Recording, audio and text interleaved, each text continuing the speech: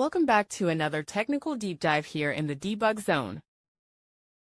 Today we're tackling a big question and breaking it down with insights from other users. Hopefully this clears up some misconceptions and helps you get the answer you need. So buckle up, stay a little curious, and let's jump right in.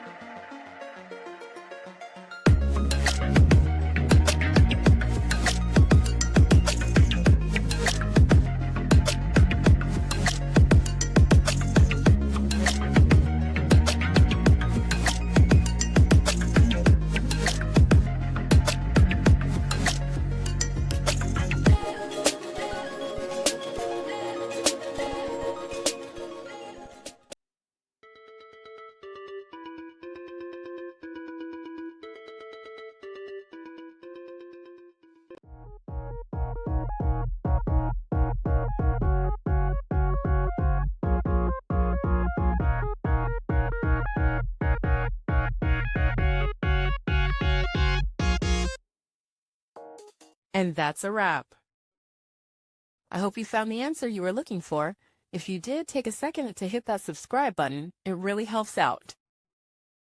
And let me know in the comments which solution worked best for you. See you next time in the debug zone.